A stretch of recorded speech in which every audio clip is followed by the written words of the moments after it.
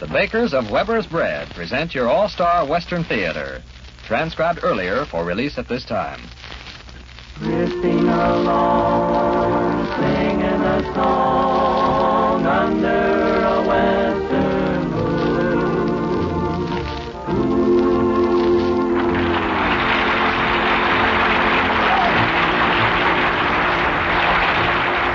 From Hollywood comes your all-star Western Theater, starring America's great Western singers, Foy Willing and the Riders of the Purple Sage, bringing you the music, the stories, and the spirit of the great open spaces. And now, the Riders of the Purple Sage.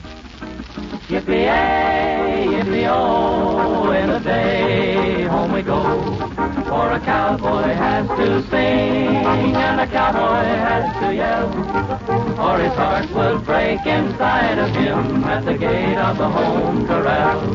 When each new day is born, I go riding, yippee-yay, wide open plains I roam, till the sun to the hills goes a-hiding, yippee-yay, there'll always be someone glad when I come home, yippee-yay, yippee-oh, in the day home we go. For a cowboy has to sing and a cowboy has to yell, or his heart would break inside of him at the gate of the home corral.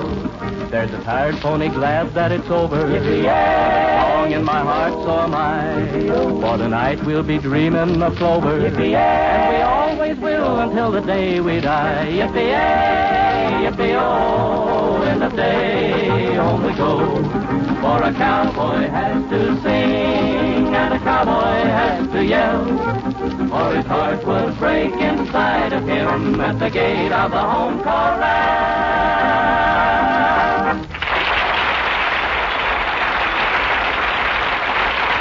Thank you, friends. We put that song high on our own list of favorites, too. A cowboy does have to sing. Some people think it's to drive away loneliness. Some say it's to soothe the cattle he's herding. But a real Westerner knows a cowboy sings simply because he has so much to sing about. If you listen to these songs, you'll see how each one of them expresses an emotion, a spirit. That's definitely part of a cowboy's life. Here's Poor Little Rose. It isn't hard to understand why a cowboy might sing it.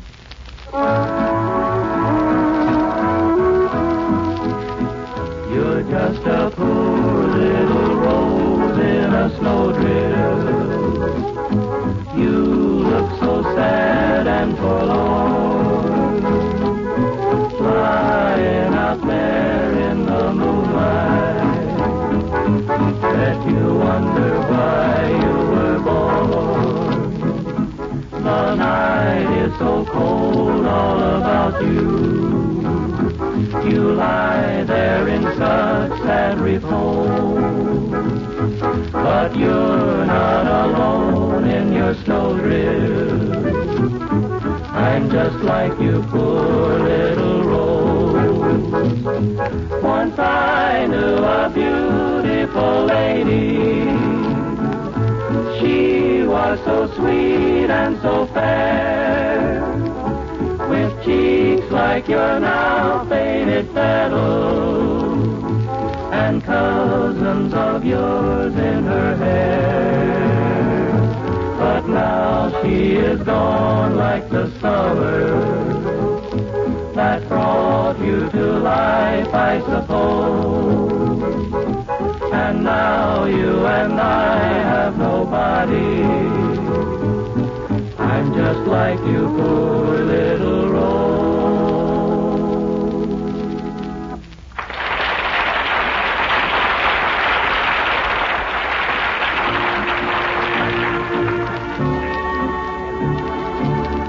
Yes, it's true, just as Foy said. The old-time Western ballads like the one we've just heard are written with a complete understanding of a cowboy's sentiments. And it's this understanding on the composer's part which has given us some of the prettiest melodies we know. Today, when it comes to helping the modern housewife keep her family well-fed and contented, the bakers of Weber's Bread have a similar understanding. For they bake a truly outstanding bread which adds extra enjoyment to every meal. Weber's Bread, you know, does just that. With a firm, even texture and the just right moisture content, which assures long-lasting freshness, Weber's Bread makes every meal a substantial one. So next time you go marketing, take the loaf in the blue gingham wrapper, for that's Weber's Bread, the really good bread of distinctive flavor.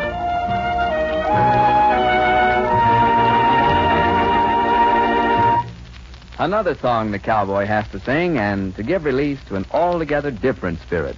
Roll Along, Jordan.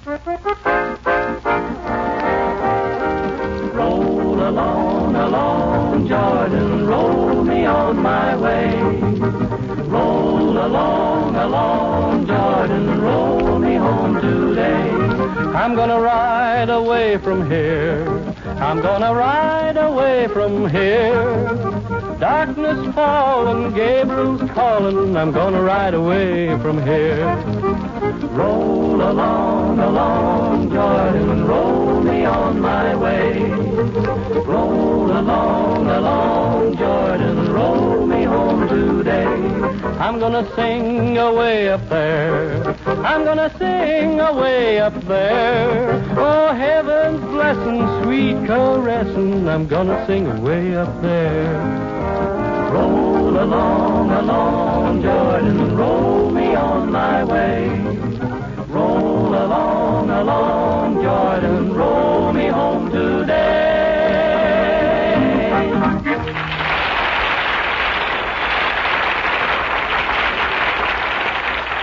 Much of a cowboy's music belongs to him and his own kind. And this music, more often than not, gives honor to nature. Lets nature be the stage for all his dreams, just as nature is the stage for the life he leads. The Riders of the Purple Sage feature the voice of Al Sloey as they sing Where the Mountains Meet the Sky. I'm heading for the blue horizon, where the mountains meet the sky. Gonna saddle up my faithful pinto and bid the boys goodbye. I'll say so long to Mom and Dad and tell Sister not to cry, 'cause I'm heading for the blue horizon, where the mountains meet the sky. I'm gonna ride, ride, ride, ride down that dusty trail to the land of sweet enchantment, where hardships don't prevail. When the roundup days are over and I've said my last goodbye, I'll be up in the blue horizon, where the mountains meet the sky.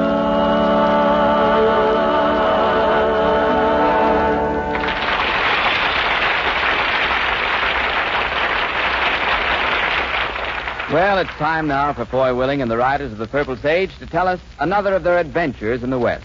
This week they've called their story Cupid's Agents. A smell of the sea drifts across part of the 7 Bar H Ranch. Across another part, the smell of giant pines. Good smells, spirit-giving, bracing, but sometimes one wonders what it would be like if they intermingled. Though it isn't likely that they will, for the 7 Bar H is a vast domain. Mountains divide its borders. Sparkling cold streams tumble along with a great clatter. Yet they begin, they run their course, and they end without leaving the confines of the ranch. Oh, the 7 Bar H is a place of bigness and beauty, with everything a man needs for happiness.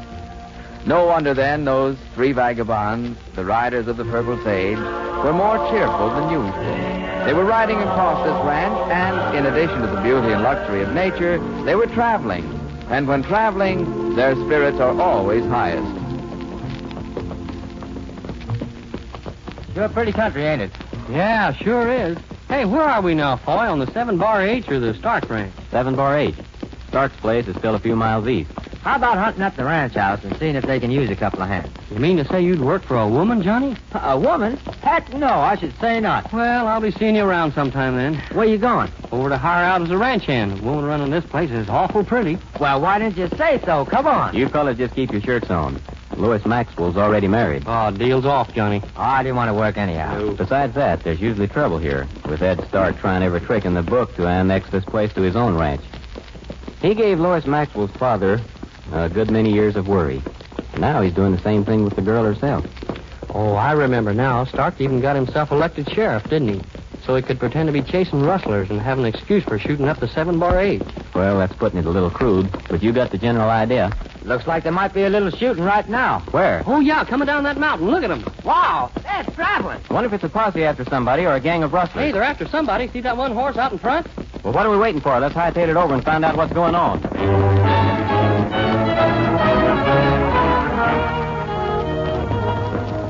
A girl, boy. They're after a girl. Yeah, the gal who owns this place. Man, she sure can ride. Look in the posse that's after her. She's headed for the cave to the left. It's Treasure Cave. Come on, we'll get between her and the men. She rode on into the cave. Oh, trap, sure. If that ain't just like a woman, I never saw. Hey, how about us? We're right in that trap. Yeah, and we're staying here, too. We're going to find out what all the ruckus is about. Hey, a posse, all right. Ed Stark's leading him. He's sheriff. Howdy, Sheriff. Where'd she go, Willie? Which way was she heading? Who are you talking about, Sheriff? The Maxwell girl. She's killed her husband. She rode into the cave, Sheriff. Killed her husband. Lois Maxwell? I saw her. She rode on into the cave. One side, Willie. We're going in and get her. Wait a minute, Sheriff. Your man's seeing things. We just came out of that cave ourselves, spent the night there. Nobody else has had time to go in. I tell you, I saw the girl go into the cave. Which one of you hombres think you're big enough to call me a liar? We're in no mood to brook interference from you, Willie. This girl killed her husband. I was on my way into town with her last night, and she broke away. I'm not taking any chances now. I don't reckon I'd interfere with the law when it's after a murder, Sheriff. Your man is making a mistake, that's all. The Maxwell girl came this way, but she rode straight on to the creek. Are you sure? Don't know whether she turned right or left after she crossed, but... Hella, take half the men and ride to the left after we cross the stream. I'll take the rest and ride opposite. We're bringing her in before noon. Boy, Foy's mama would sure be proud of him, telling one lie right after another with a face as straight Hold it, Al. Huh? Wait till we're sure they're all gone. Well, then what? We're going into that cave after Lois Maxwell. You'd rather risk our necks than have the sheriff risk his? Well, that's not the point, Johnny. Stark's tried tricks before to get the Maxwell ranch. Maybe this is another one. Oh, he wouldn't dare charge a person with murder unless he had a witness or something. Posse's far enough away now. Let's see if we can get into that cave. I'll stay here and hold the horses. The horses will be okay. Just leave them. Yeah, but it's awful ungentlemanly. 3 of us tracking down a lone gal. Ah, you got a lot to learn, Johnny. It always takes about 3 men to match a gal, you know. Yeah? I'll go first if you want me to. You fellas follow. Hey, say a prayer, Johnny. I already did. Lois. Lois Maxwell. Against the wall, boys. Pride yourself against the wall. Listen. It's me, Lois. Foy Willing. Wow! Ooh, that didn't almost miss. Got the shooting, Lois. The sheriff's gone. We're not trying to take you in. Drop your guns and put your hands in the air until I see who you are. You've got no call to be afraid. Stay at the entrance of the cave. Don't try to walk in any farther. Come on. Everything's on the up and up. Boy, it is you and the boys. I was afraid. Ed Stark's tried so many tricks. What's this all about? Glenn disappeared 3 months ago. He's my husband. I don't know why he left, but he did. Nobody's seen him since. Ned's got the whole country aroused, claiming I killed Glenn. You didn't do it. Oh, I love the guy, Foy. I love him more than I love anybody or anything in the world. Seems mighty funny that a man would just up and disappear. You must know why he left and where he went. No, I don't. Sounds fishy to me. Me, too. At least I don't know why, but I think I know where he is. He gave me an address. I've sent letters to him, and they didn't come back. And he sent me 2 letters. Well, all you need to do is tell the sheriff where you wrote, Glenn.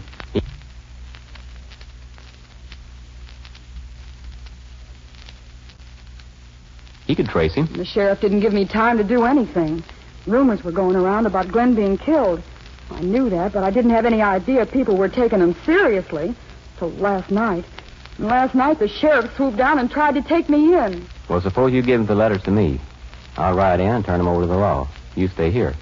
Al, Johnny? I can't. I can't give anybody the letters. Why not? Well, I got some pride. The letters Glenn wrote are curt. They're like business letters. Everybody knows I fell head over heels for him. You're headed for trouble, Lois, if you let your pride stand in the way now. Trouble? She's headed to get hung. Are they hanging pretty girls nowadays, Al? Just take it easy, All Johnny. Glenn's ever written is that he's getting along swell, that he's got a good job. I won't let anybody see letters like those. When he first went away, I told folks he'd gone on business for the ranch. I couldn't think of anything else to say, and now I... Lois, the letter's being formal and business-like shows there's something wrong. I think it's up to you to investigate. I won't run after him. The boys and I can get you out of here safe, I think. Then we can take you to where Glenn is. The only address he gave is a post office box number in Mirror Creek. We'll go to Mirror Creek, then. He doesn't want me. There's no use making him think I want him. Besides... You won't have to talk to him. All we need is to prove he's alive. After we do that, you'll be safe. He can still be away on a business trip or anything else. Well... Let's start riding. We know which way the sheriff and his posse are traveling, so we can make better time now than we can later.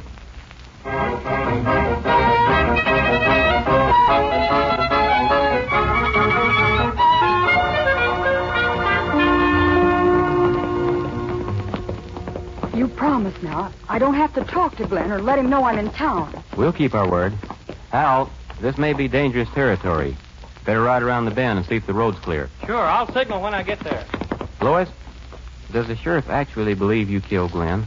Or is this another of his tricks to get the ranch? I wish I knew. He's tried everything he could to get the ranch. Hey, boy, the whole posse's around that turn and headed this way. They saw me. Take cover among those trees. Stick together and don't get separated. Hey there! The girl's with us!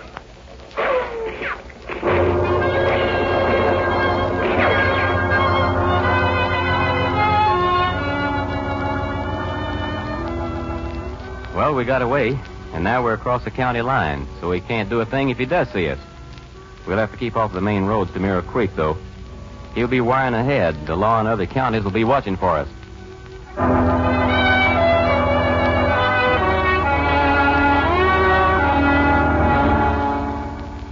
Well, I'd rather go from door to door asking if Glenn Maxwell lives there than wait around a post office like this. Me too. You might have to knock on a lot of doors before you found the right one, Al. Nearly 10,000 people live in this town. Well, what if Glenn doesn't ever come for his mail? We'll get a reputation as the prize loafers of Mirror Creek. Well, what we ought to do is write a complaint about the postmaster. What does he mean he can't give out the name and address of people who have post office boxes?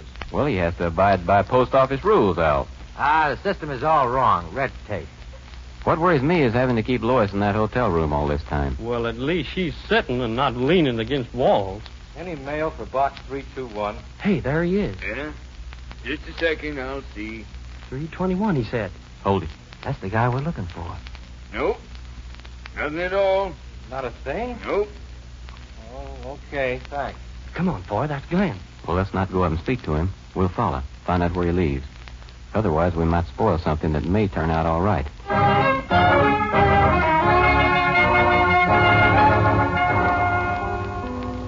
You weren't kidding, were you, about his seeming disappointed when there wasn't any mail? How about it, boys? Was Glenn disappointed? Well, he was about to bust into tears. That's the gas station where he worked, on the corner. Oh, gee. We're not sure he's your Glenn. I kind of think you ought to walk past the place and get a look at him. Alone? You think I ought to go alone? Well, we'd attract too much attention if we all walked by together. All right. Okay, but I don't want him to see me. I wouldn't have him think I was running after him for the world.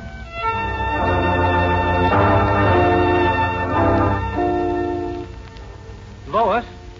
Lois, is that you? Glenn. Well, this is a surprise. Yes, it is.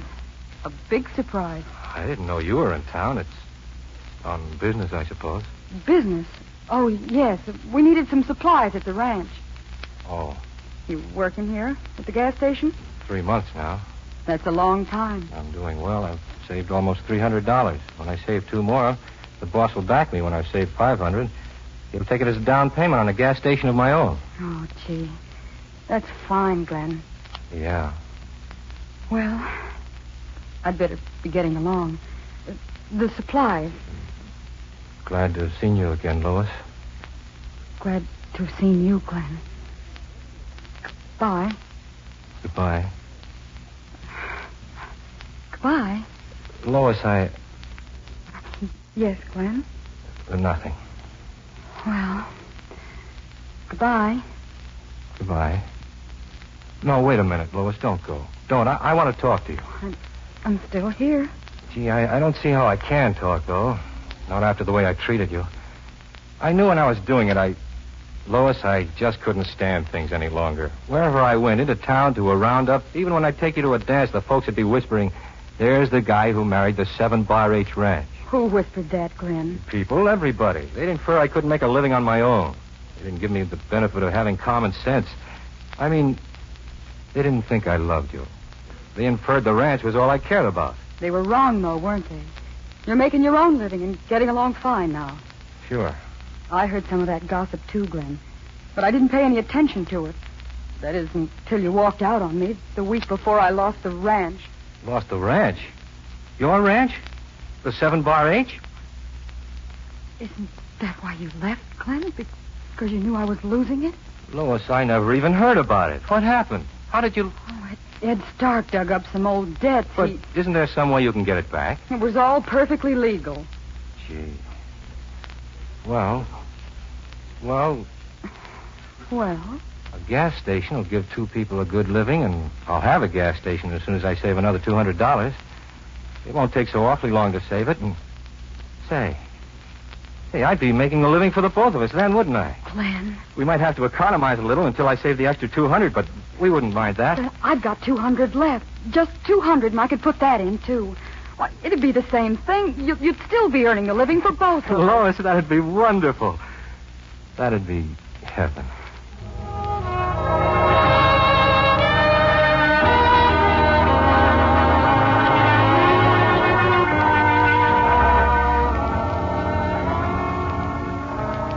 I can't stay, Foy. He's waiting for me. But look here. I know you can fix things. Put the proposition to Ed Stark right straight from the shoulder, just so he signs the contract.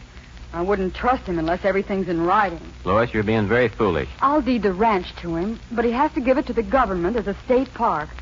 That way I'll be rid of the ranch, and he won't be able to add it to his property. Oh, Ed'll be willing to give it to the state as a park.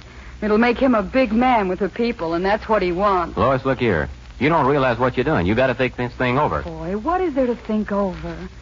I love the guy. I want to spend my life with him. And he's got to have his self-respect. He's got to run things. Well... Please do what I ask. I've got to go now, but... Oh, I forgot about the murder charge. I didn't tell Glenn. Oh, you spread the news around, though, that Glenn's here, won't you? And that we're together. So long, boys. She forgot the murder charge. Losey me. I don't understand love. Do you, Foy? No, I don't. And I doubt if there's any use in spending our time trying to figure it out. The thing is just too complicated for a man. Yeah.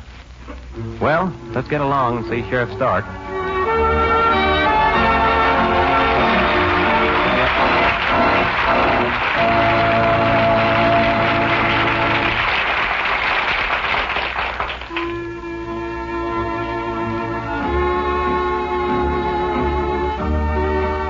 Well, our 3 congenial Westerners, like most men, may find the ways of love too complex to understand at times, but there's one subject on which all men consider themselves experts, and that's food.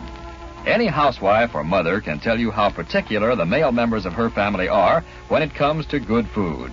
That's why Weber's bread is the popular favorite in Southern California homes. Well mixed and well baked, Weber's bread has a distinctive flavor all its own, which adds much to any meal. Try Weber's bread for lunchbox sandwiches and in-between snacks, too. You'll find that once you've served your family this truly delicious loaf, they'll never be satisfied with any bread but Weber's. So next time you shop, ask your grocer for the really good bread in the blue gingham wrapper, Weber's bread. You'll like it.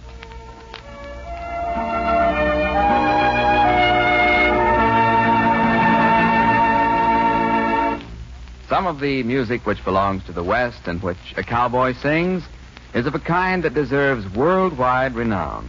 We choose one such song each week and give it this featured place on our program. Our choice this week, Boots and Saddles.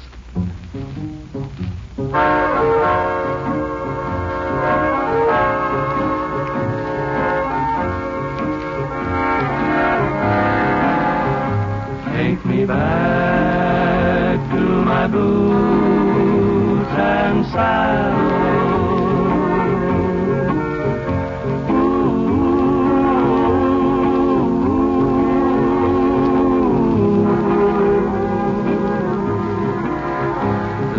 see that general store. Let me ride the range once more.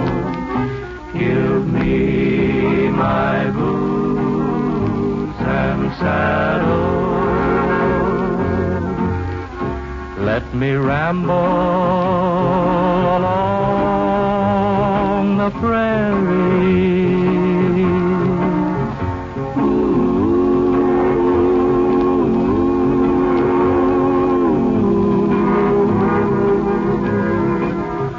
Roping steers on old Bar X with my buddies Slim and Tex. Give me my boots and saddle. Got a hankering to be with a banjo on my knee, strumming a pretty western tune. There's a gal in Cherokee, and she's waiting there for me, waiting beneath the Texas moon. Take me back to my boots and saddle.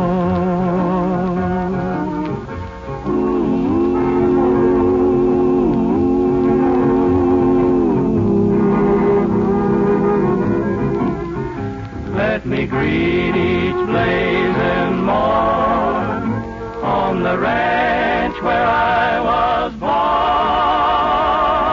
Give me my boots and saddle.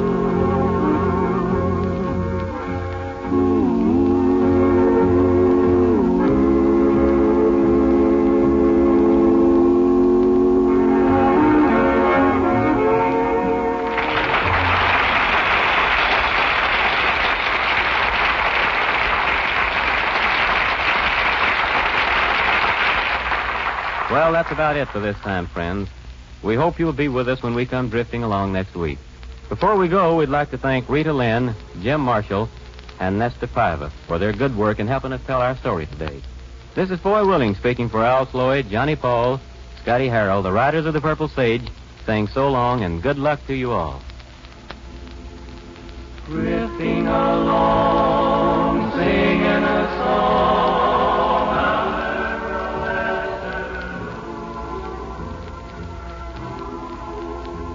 From Hollywood, you've heard your all-star Western Theater, a V.M. Bear production starring America's great Western singers, Foy Willing and the Riders of the Purple Sage. The script was by Ray Wilson, direction by Tom Hargis. This is Terry O'Sullivan speaking.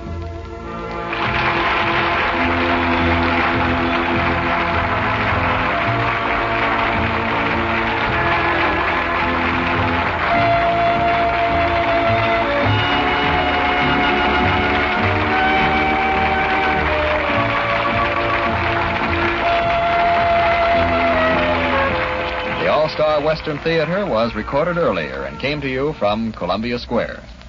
This is KNX in Los Angeles.